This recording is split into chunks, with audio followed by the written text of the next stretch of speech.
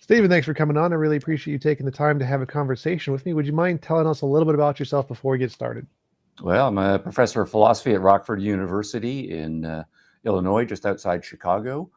I've been here for a long time, except for some sabbaticals and leaves where I've been visiting professor and so on at other places.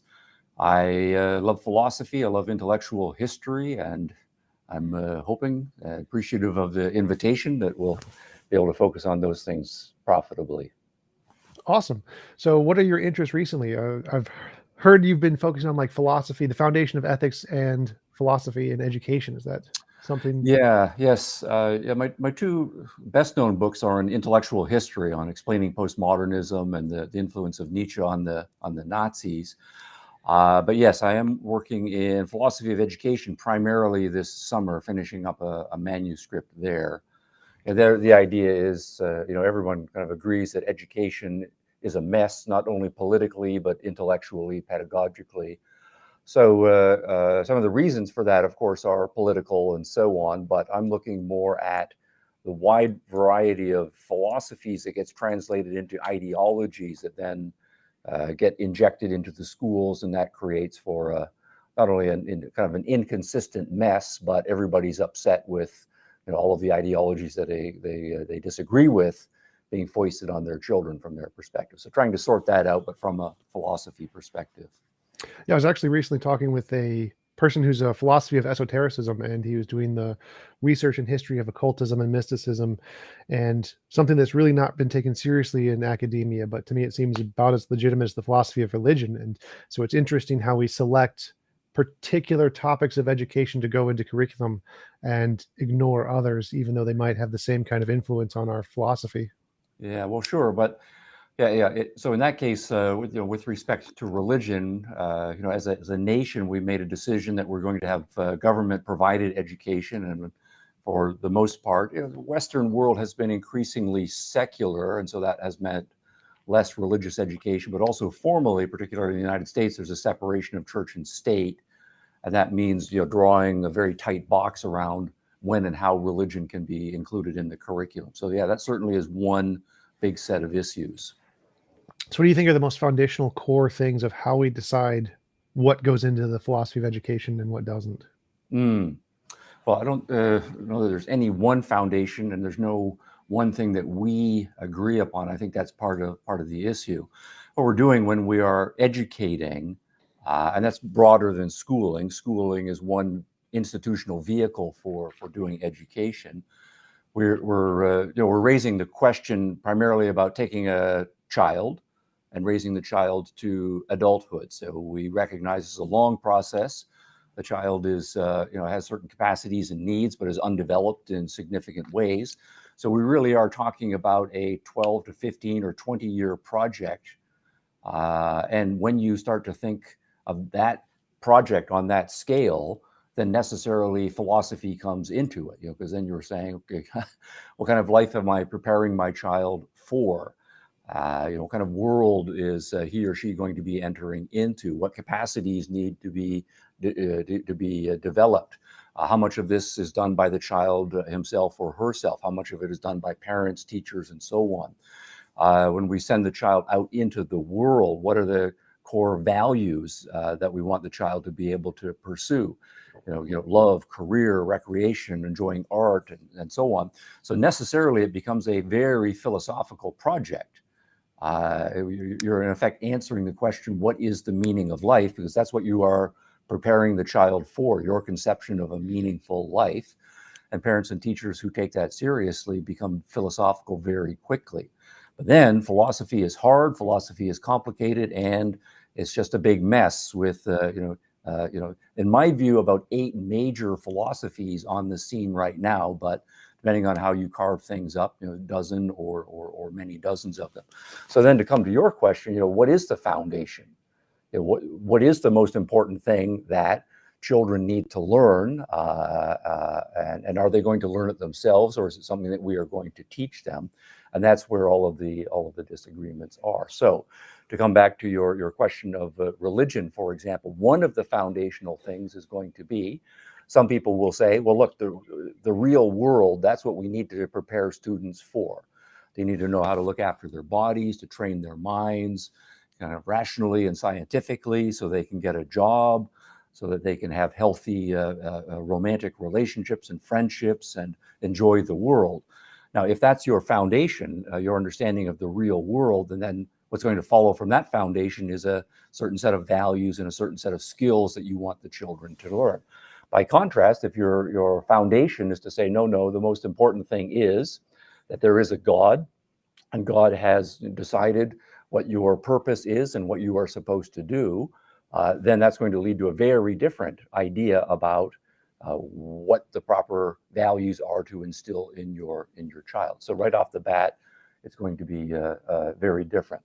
Another foundational issue is going to be, do you take the child as an individual, as a human being with his or her own mind, and that it's important that he or she understand things for himself or herself, dream big dreams, and that you're trying to foster and support the development of that individual child. So when he or she is ready to leave the nest, she can go out and pursue happiness as conceived by that individual. But that is, of course, hotly contested by those who have a much more social understanding of the human being. You're not an individual. You're an aspect of society, or you're a fragment, or you're born into a certain place and you have various obligations, and it's not about your happiness, it's about your fulfilling those obligations and submerging your individuality into certain sorts of groups. And we want to create someone who's going to be a good citizen, or a good servant of the state, or a good representative of our racial, ethnic group, and so on. So again, those foundations are hotly contested and take us in very different directions. What do you think are the current paradigms in our current education system? Because to me, it seems like in Christian schools, you obviously have the religious aspect, but it seems like what we are focusing on teaching kids in America specifically is more how to be a good worker bee, learn lots of rote facts and information, learn how to be able to do repetitive work over and over again, essentially just making them into good employees, essentially, without actually giving them much sense of value or much sense of how to function in the world. Like, we don't teach them how to do their taxes, how to raise a kid, none of the things that seem like it would be pertinent to how to function in life as an adult, mostly just things that seem to make you able to become a good employee. Yeah, I would say that conception is accurate, a little bit dated, but still one of the major ones that are operative. And certainly, as we got into the 20th century, that idea about what education is, to create good worker bees, in the factories, in middle management, and so on, recognizing some people are going to be artists and some are going to be visionary entrepreneurs, but that's not really what education was designed for. And partly it was, I think, as you suggest, driven by economic needs. We want to have a powerful economy, and that means we need to have millions and millions of people as well. I think partly, though, it was not only driven by economic considerations. A big part of the push for the transformation of education in the early part of the 20th century, and we still are doing things largely the same way, the rationale for it was political. We want citizens in a democracy. Democracy means that people see themselves as part of a core group with the same general set of political values, the same understanding of their history. And so there was a kind of top-down standardization of civics education. I think another part of it was partly driven by politics, partly driven by a kind of managerial, bureaucratic ethos that's not necessarily economic, not necessarily political. Just, we need to standardize everything, we need to manage everything, and there's certain top-down understand it. And then, more importantly, we need to be able to measure everything. And so if you're trying to measure outcomes in education, it's a very difficult process. But if that's your goal, then that means you want to standardize things as much as possible. You want everybody to be doing the same thing in the same way and have very easily operationalizable outcomes that you can then measure, and then you can put those in the reports to whomever you want to put in the reports. You want to have a standard number that employers can easily read. Right? The person had a 3.4 GPA, and that means something across the board. Right? Or that person has been certified and in civics education and now is qualified to vote, and we can reliably turn over political decisions to that person as well. So a number of forces, I think, came together to drive that model of education that you outlined. Not the only one, though, and it has hot competition from any number of kind of anti-systematic, anti-worker bee, anti-civics education, philosophies of education, and they are widespread also in the curriculum. Awesome. Do you have other examples of other countries that use these other ideologies? Like, do most countries use the same thing, or are there examples like Finland or Japan who have different foundational goals with their education system? Well, yeah, as you start to then scale out internationally, you will find lots of them. For some, the economic criterion is absolutely important, and so they will build their education system around that. So if you mention a country like Finland, for example, it made a strategic decision a while ago, that it's small, its population is small, it has some natural resources, but it's not going to be a natural resources giant in any broad sense. It doesn't happen to be sitting on huge lakes of oil that can finance whatever. So it decided it's going to focus on training intellectual capital, so that Finland's, for example, value added to the world economy can be technical people who can enter into technical fields, computers, and so on, and be successful in that sense. As you go out internationally, a nation like Russia, since the fall of the Soviet Union, has prioritized a certain kind of political education, building national unity, a certain model of historical education, and a certain political filtering of international understandings to build up a political consciousness that is then useful. Obviously, in some parts of the world, traditional religious educations, if I'm thinking more broadly speaking about Islam, which is multinational, and for them it's not economics that's prior, it's not political, it's a religious consciousness, and that involves a certain status of women, and they recognize very well that they are going to take economic hits if they keep half of their population women, relatively undereducated, but they are willing to do so because of their ultimate religious mission and so on. So yes, then you get into a wide variety of models. You mentioned how hard it is to try to compare different systems without some kind of like standardized testing system. Is there a way to assess which of these models and focuses have been more successful overall at building up a successful economy? Yeah. I see. Right at the very end, you added the criterion. I think the first part of that. How do you do all these cross comparisons? You can't do that unless you agree what your outcome is that you are, excuse me, trying to measure. So, if your goal is to have an economy that is successful, then that makes it a lot easier. So then you can just go take all the economies, rank, gather all of the data on their economic performance, and then correlate the economic performance with the education. Now, I think this gets very interesting very quickly. So you then would say the largest economy in the world is the United States. And then you can scale out. The largest economies per capita have been the Western European nations, Japan, Australia, and so on. And then you can correlate that with, they are broadly market-friendly types of economies. And so then you can try to correlate that to education systems, but there I think it breaks down. So in a country like the United States, it is the largest economy, and in part it's the largest economy because consistently it has been the most innovative economy. Other economies that have been moderately successful have been largely close follower economies. They don't develop all of the new technologies, but they're very good at, once a new technology comes along, taking that technology, perfecting it, and improving it at the margins and so on. So what we then have in the United States, for example, and now we're narrowing down, is an extraordinarily entrepreneurial economy.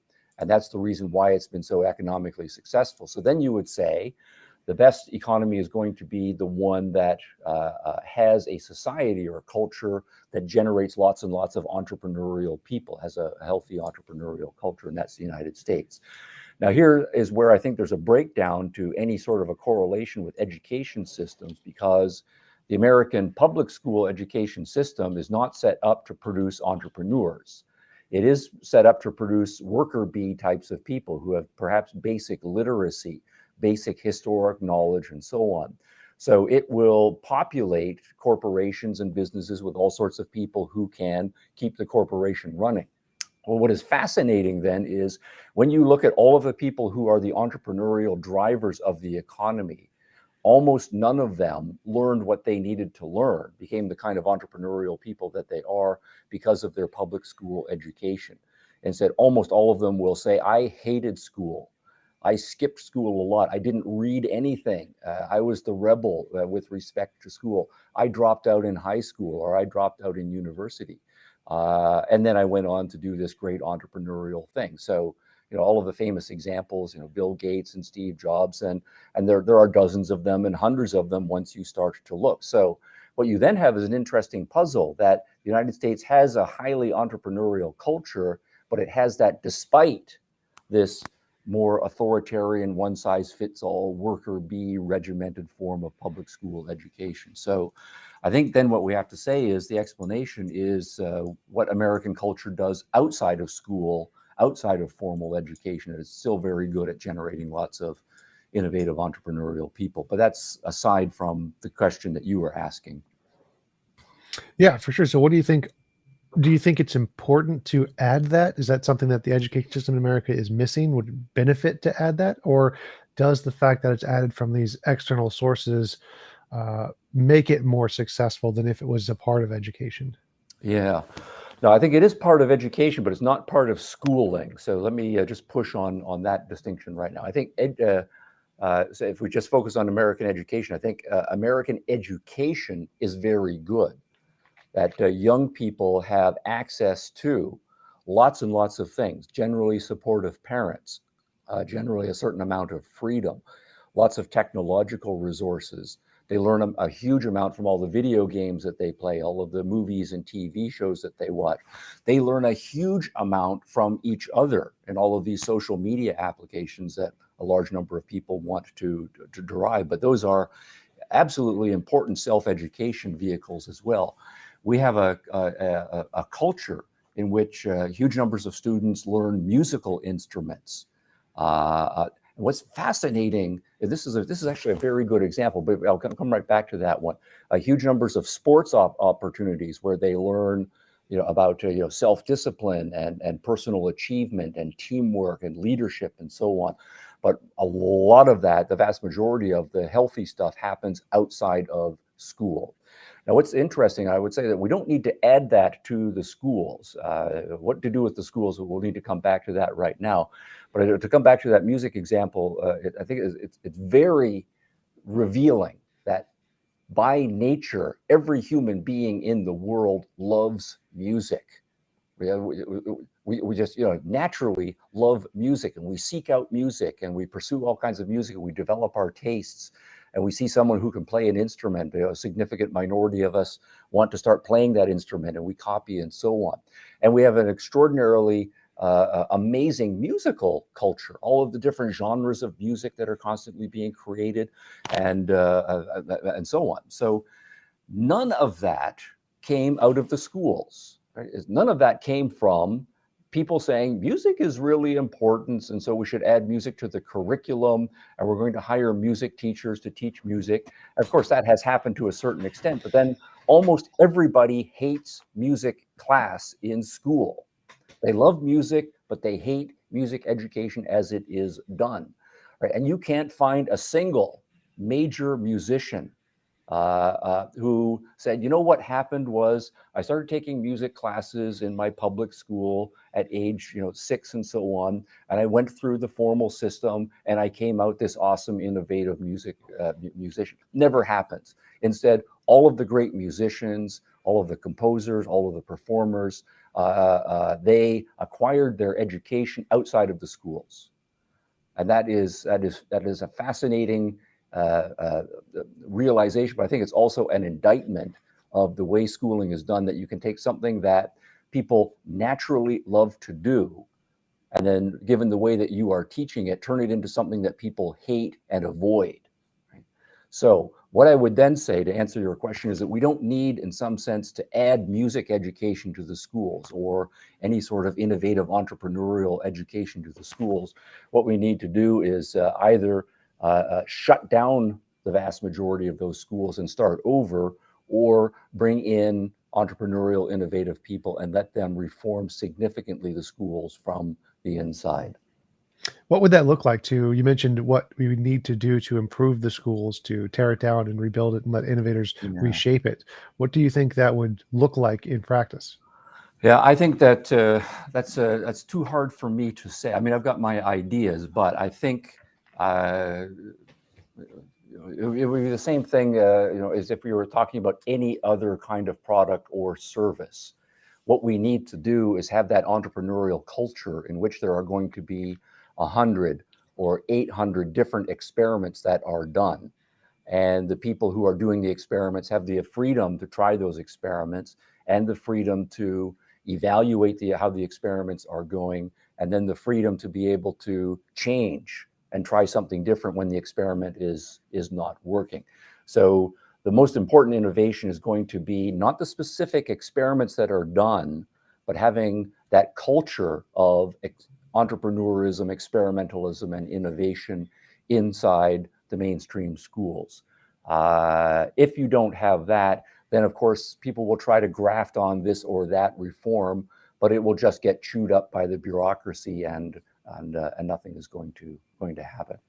Yeah, it seems to be a big problem in reforming education, is that our system doesn't like experimenting, especially on kids. It's very seems very negative, even though we know trial and error and evolution are some of the most successful models that we've ever created. But the bureaucracy says that we're not allowed to experiment on different kids or different schools. They almost have the same equal education. How do you think we try to overcome that barrier to be able to experiment with different kinds of education systems?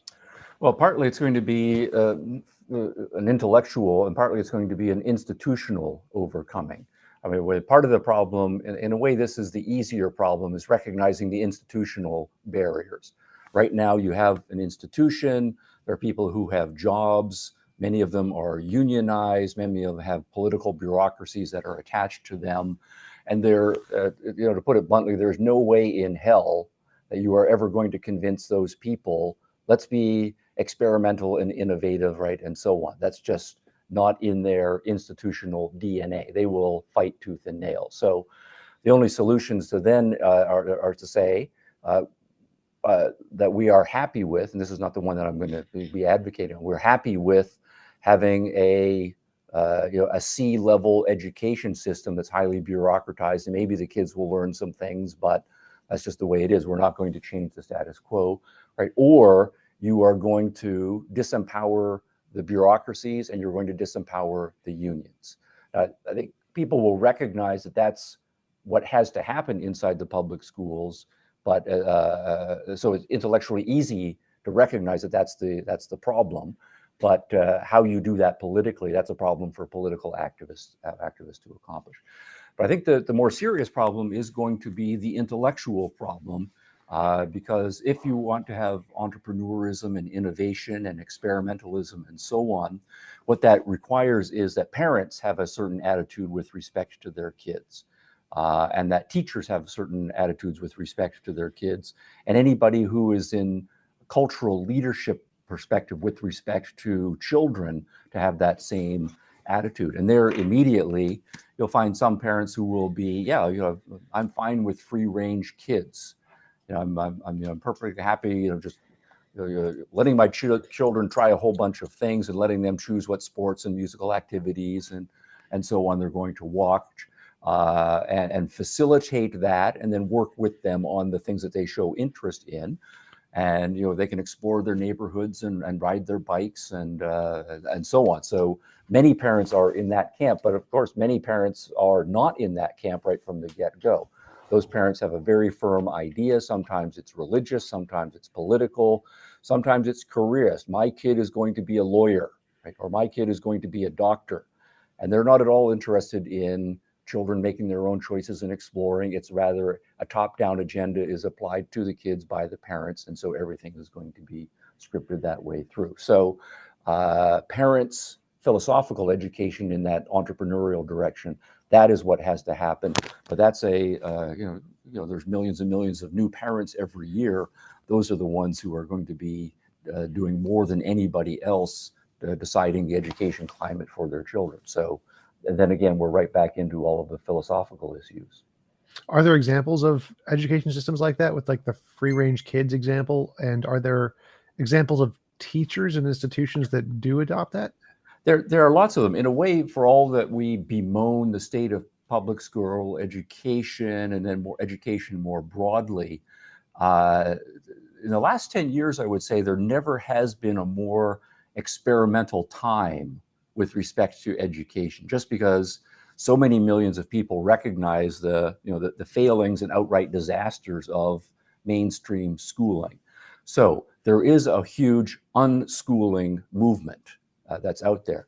Now, these are all people who are very strongly committed to education, but what they believe is that schools as an institution is not the right method of having children be educated. And so they're going to be going in a more free-range kids. Lenore Skenazy labeled that movement beautifully in varying degrees. So there are, in that sense, thousands and thousands of experiments that are already going on.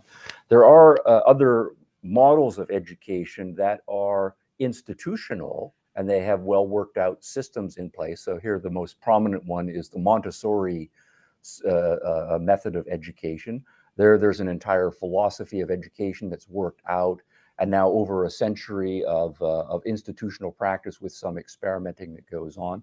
But that is very child-centered, very much focused on developing the child's autonomy within a structured range of choices and competent parental and teacher supervision and facilitation.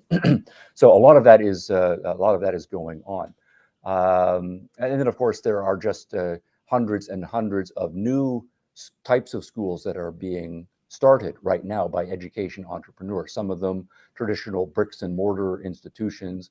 And then, of course, we're all aware of I've lost track of how many new online schooling systems are being tried.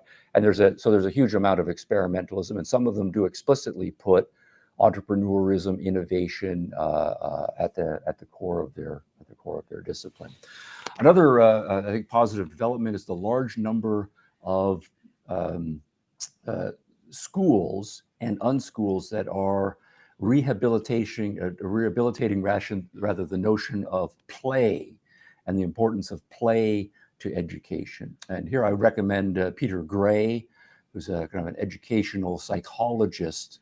He wrote a book called Free to Learn, and I highly recommend that one. But he is one of several people who are taking this notion of play to say, if we look at children naturally and almost any animal species at their infant play, the distinction between work and play is not really an operative distinction there, right? And to the most part, most of us want children just to play for the first years of school, and that they learn a huge amount from playing, right? You plunk a kid down in the sandbox and give them a bunch of toys, and they get endlessly creative. And you put two kids in at the same time, and they start making up rules and projects and experimenting, and that's not working, let's try this, and so on. And I can remember my kids, then you just add a garden hose turned on low, and it suddenly becomes amazing civil engineering lessons that are going on in your backyard sandbox. So, and they're just playing, but that's a very different attitude toward if I said, all right, now we are going to learn about the principles of water hydraulics and and materials science.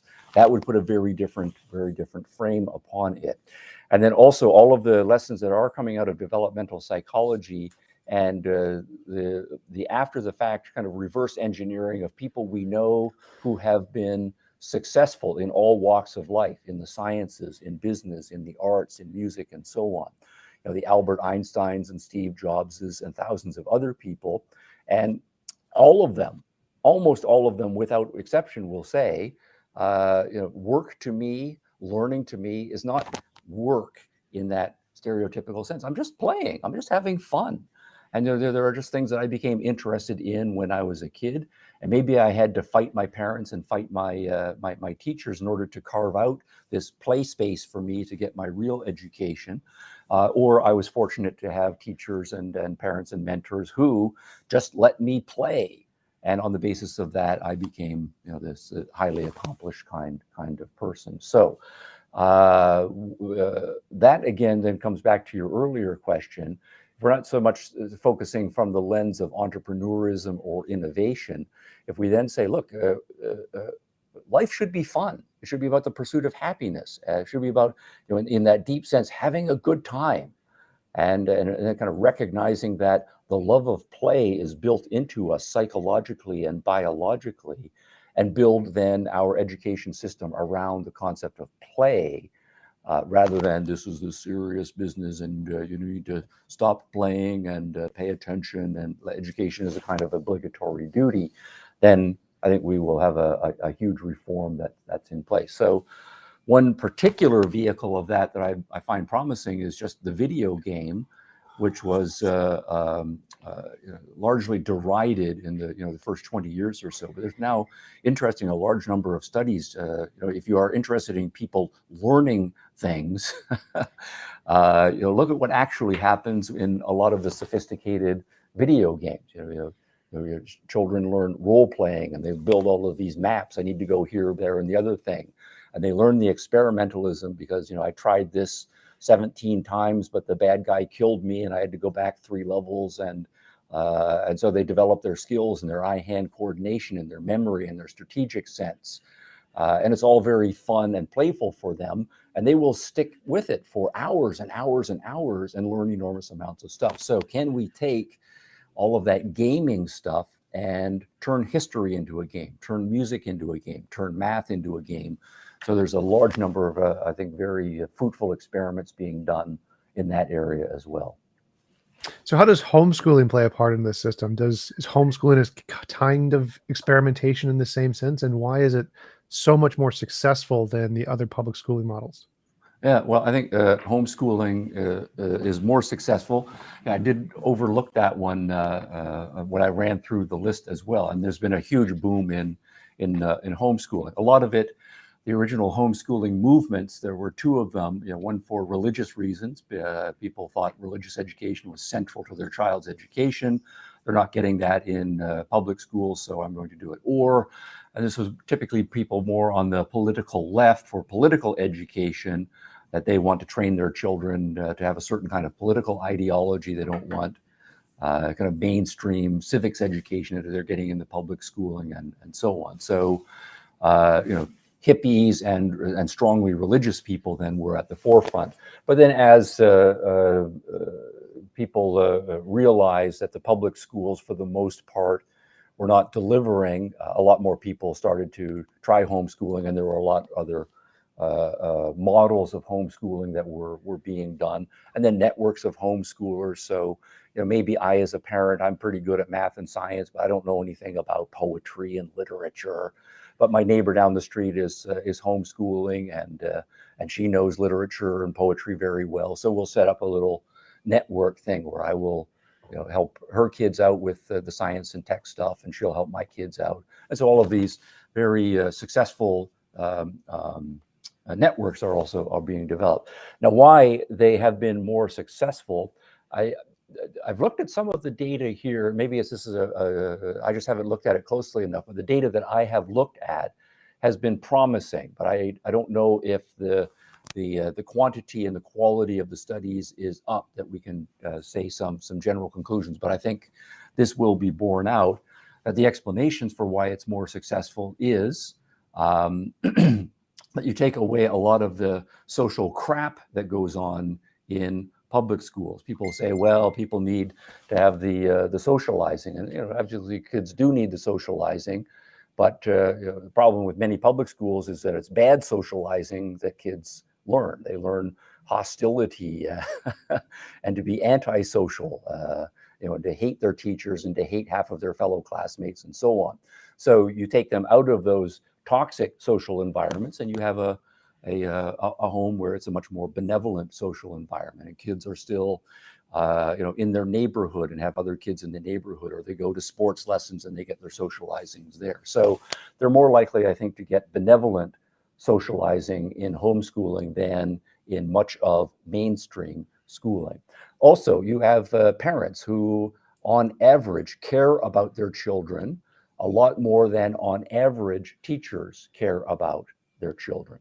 So I might be a parent with 5 kids, but I love all of my kids. And while that's a lot of work, I am able then to care about and demonstrate my caring for my kids easier than a public school teacher who has 25 or 30 kids in the class, and half of them he or she doesn't like very much. Another third is kind of indifferent to, and then has a few that he or she likes. And then, of course, parents are more willing to spend their own resources, time resources, financial resources on their kids than teachers who, frankly, even very motivated teachers, they watch the clock, and they, it's the rare dedicated teacher who's going to stay for more than an hour or so after class, or spend time on the weekends and drive kids around to soccer lessons and take them to museums, et cetera. So I think homeschooling, if it can be done, is a whole lot better. Another reform I would mention is, and there's another whole set of experiments that are being done that try to combine formal schooling with apprenticeship programs. So the idea that every child needs to go to college and that we're training children to go to college, and maybe for jobs down the road, instead of recognizing that for a large number of kids, college is probably not the best option for them. It's not that they're not smart enough, it's just that's not where their interests are, that kind of more academic specialist learning. Instead, they want to work with their hands, or they want to get started earning money and seeing the world earlier than that kind of model. So letting children choose their interests, if they have a demonstrated interest at a younger age, 12, 13, or even younger, or a little bit later, and then tailoring their education to give them the kind of schooling courses that are going to help them prep for that. So, another course on Roman history and the Peloponnesian War and how the Egyptians mummified people, that's not really going to help them very much. So we'll have a different kind of history education for them. The guy's a car guy. He just loves cars. Can't wait until he gets his driver's license, is always taking motors apart and so on. Well, let that guy take a history of transportation and focus on that, and have the kid be in school for half of the day, and the other half of the day, actually working with an auto mechanic and rotating into a car factory or an auto supply shop, some sort of apprenticeship that's going to let the kid earn a little bit of money, but then also learn real world skills that is or her formal schooling is supplementing. So I'm encouraged that there are also experiments that are being done in that direction increasingly. Are those like trade schools? Are those an example of that kind of education? Yeah, trade schools are going to be an example of that. So, for example, young girls, and this is a stereotype, but there's a lot to the stereotype, because I know some of them in my neighborhood where they turn 13, 14, and they are entirely interested in fashion, and they're entirely interested in makeup and hair, and that is, they're interested in lots of other things, but that's a dominant thing. And so they are going to go into the fashion industry. They are going to become beauticians, and maybe they will start their own shop.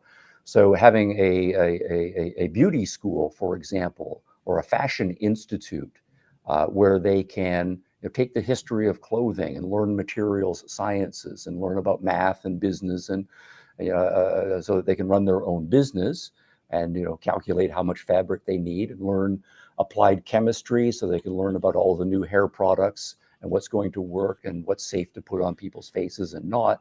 So have that formal schooling, but tied in with the trade school that is tailored for them. Yeah, absolutely. What about some concerns about certain topics which we think are probably not very beneficial for the economy? Something like, what if they get interested in moving rocks or gender studies or something that may not necessarily have a positive impact? Moving rocks.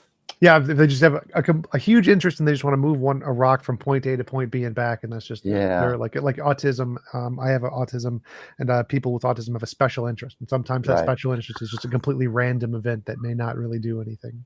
Yeah. Well, then I would think that would require some specialist education there. So if the person genuinely has limited cognitive and affective range, then making sure that you are not putting in that person's education system something that's just outside of their range. And so that's going to be requiring some, parents and teachers who know how to do those sorts of things. But then finding within whatever that range is, and making sure that the kid's exposed to as many things as possible within that range, so that they hopefully develop more interest than just the one moving rocks, right, and so on. On the other hand, I would say if the kid really is just interested in moving rocks, that's all they want to do. Well, in construction, we do move rocks around, and there are lots of people who drive backhoes and drive tow trucks for a living. And perhaps that's exactly the job that would be the right kind of job for them. So training them from an early age to become sophisticated rock movers. Let them be rock movers at the best possible level, and that might be what's best for them. And then what was the second example you had? Wasn't the rock movers? Gender studies. Yes. Yes. Okay, so now we're going to get into push button politics and psychology and biology as well. I'm perfectly fine with kids learning gender studies because I think this is a controversial set of issues for a good reason. Now, when we say gender studies, I don't mean I am only a social activist ideologue and I have one particular view that I have researched for all of 3 days, right, on the internet. That kind of gender studies, and all I am is an activist trying to force my ideology down people's throat. But the relationships between gender and sexuality and the formation of human identity, I think that's a perfectly legitimate subject because society is complicated, and all of the social roles that are sometimes put on human beings instead of being options that human beings can explore. All of the gender psychology and its relationship to my biology is very complicated. And I do want to say that psychology is still an infant science. Biology is more developed, but we are still in the early stages. So I would say gender studies, if that is a vehicle that it's taught as a legitimate enterprise, we're going to learn about genetics and developmental biology and psychology and sociology. And we are going to do the history of all of the different ways males and females and non-standard types of individuals have been dealt with in different cultures across time, and all of the literary explorations of that. And I would say, yeah, absolutely. Kids interested in gender studies, let's do it.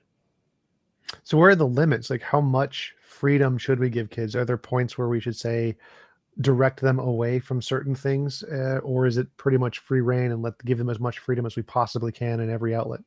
Right.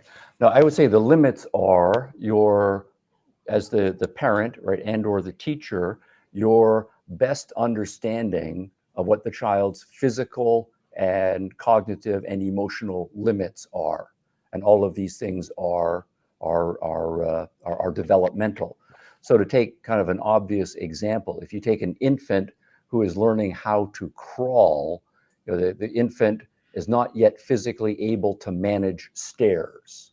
That is something that needs to be learned. So before you know that the child has developed his or her physical coordination and strength enough to handle stairs, then one of the limits is you put a gate across the stairs. And you don't just say, oh, just free reign, the kid's got to learn about stairs, right, and so on. Or, obviously, if you take the child out into the woods, If you live in woods where there are some dangerous animals and the child is not yet able to distinguish from the dangerous animals from the animals that are not dangerous, the child does not have that cognitive information yet, then before you leave the child in the woods, you go into the woods with the child and you make sure the child learns the difference between the dangerous animals and the safe animals. Then once you know the child has that cognitive development in place, then free range, the child can go out into the woods himself. And same thing, though, on hundreds and hundreds and hundreds of examples. So what I would say is close with the parents and the teachers with the child as the child is developing physically, cognitively, and development. But as soon as you know that something is within the child's physical, cognitive, or emotional capacity, then the child has autonomy in that area. So if you were going to start your own school education program experiment, what would be the foundational tenets that you would focus on in modeling that system?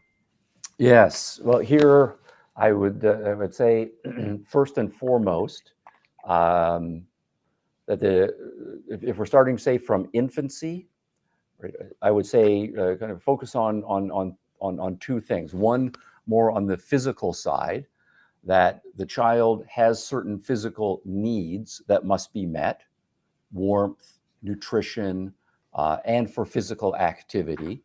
And my job is to, as the parent, while the child is not able to provide those things for himself or herself, to provide them, but then at the same time to teach that child how to do all of those things himself or herself as he's able to do so. So I think, yeah, physical education starts right at that point, but that's the principle. And what I would be doing is just making sure the basics are in place for the child in those areas. And then as the child develops, giving the child more autonomy to be able to do those things for themselves. And the same thing on the psychological side.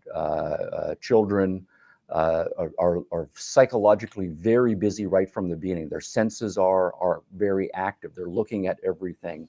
They're touching everything. Everything goes in the mouth. They're tasting everything, and they're listening right to everything. So all of that sensory development needs to be fostered right from the beginning.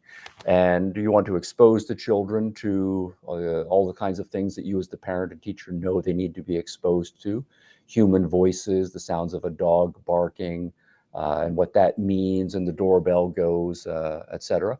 But then as soon as the child is expressing an interest in any of those things, then working with the child's autonomy to further that development as much as possible. And then higher cognitive development does start pretty soon as children start to learn words and they start to play around with dada, mama, doggy, and so forth. And so that's a genuine need. And so working with the child's cognitive development intensively when those moments come along. The third part of that, it's more on the psychological side, is the emotional management. So it's not just kind of abstract or sensory cognitive development, but we're also intensively emotional beings, and those emotions do work with our senses. They do work with our cognition. They do work with our physical bodily state. So intensively working with the child to foster a benevolent attitude, or a benevolent atmosphere within which the child can develop, and attending to that emotional atmosphere.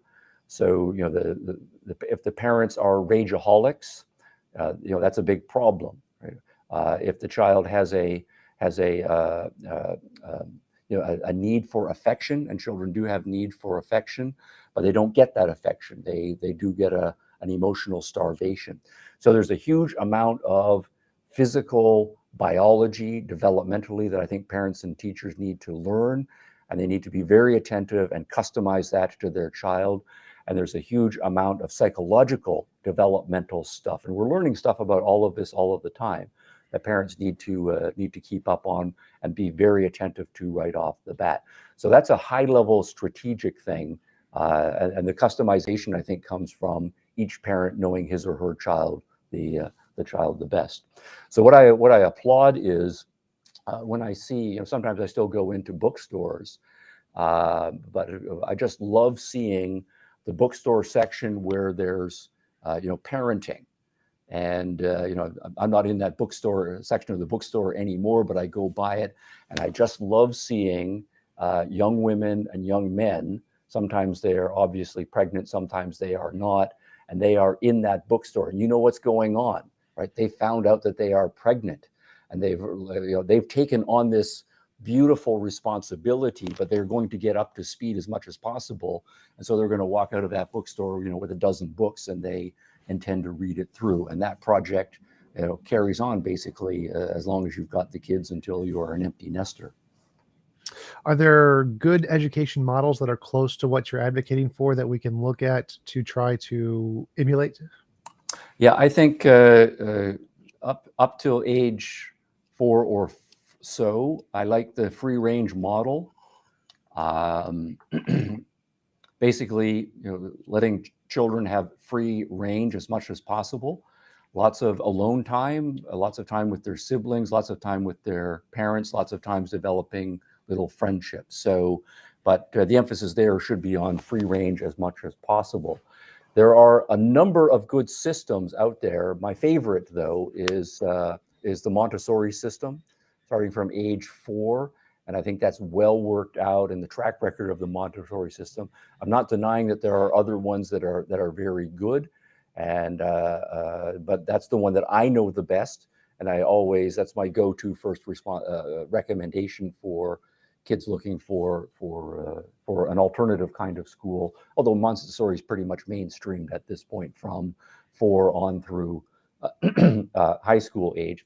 At that point, I do like very much the apprenticeship program, trade school program, specialty programs for kids who've expressed an interest and some skills in sports or in music. So to speak, at the high school level, definitely, where the child has developed some personal interests and can have a much more specialized education in that way, and that their more academic stuff is tailored to supplement that as well. And even there, though, I do think increasingly the methodology should be more Socratic between parents and children, between teachers and their children at that point. All of the basic stuff in textbooks and the kinds of things that teachers deliver as lectures, all of that the children can get themselves by going online. And there's no reason why there can't be formal lectures at school. Once a week, the teacher's going to give a lecture on Roman history, and students who are interested can come to that. Or teacher's going to give a lecture on heat dynamics, and students can come and attend to that. But most of it should be Socratic, the students doing their own work, their own reading, and then talking about that with someone who's an expert in that area. And then for higher education, that's where I spend most of my time in university. The kind of model I like the best is, if you think, say, 3 meetings per week as the standard, the professor will do perhaps one formal lecture once every 2 weeks on some subject, and a formal lecture done very well can be a very good way of delivering a huge amount of compressed information. That presupposes that the professor is actually good at giving a dynamic, interesting lecture, and not just the kind of terrible lectures most of us have been exposed to. But there, I think the bulk of the time should be Socratic, because as we know, in conversation, you can cover a huge amount of ground. You can find out very quickly what the students know, what they don't know, and drill down on the things especially that they don't know, or see the further implications very quickly. And so I think Socratic education is the best at that level. Awesome. I know you have to go at 12, so I want to give you a few minutes there. But do you want to give any links or references where people can find more about you and your work if they're interested? Well, yes, I would say first the CEE Video Channel. It's at YouTube, and it's an extension of my my university-based research and teaching center. But there we have a huge amount of material focused on education. One of the things we do is we bring in education and other experts, and we interview them, and we put the interviews on the CEE Video Channel. As well, my philosophy of education course, it's a we've put the whole thing on there with high production values, with accompanying readings and my talking through all of the issues. So if you want something more structured on philosophy of education, that's all at the CEE Video Channel. And then just my website, stephenhicks.org, is where I post not only on education issues, but everything else that I do in general. So if you just want a generic knowing what I'm up to, stephenhicks.org. Well, thanks, Stephen. It was great having you on. I really appreciate you taking the time. It was a great conversation. Yeah, fun topics, fun questions. Thanks a lot, Tom. Absolutely. I will let you go because I know you have a meeting you have to get to in a few minutes, and I hope you have a Thanks. wonderful day. All right. You too, sir. Bye for now.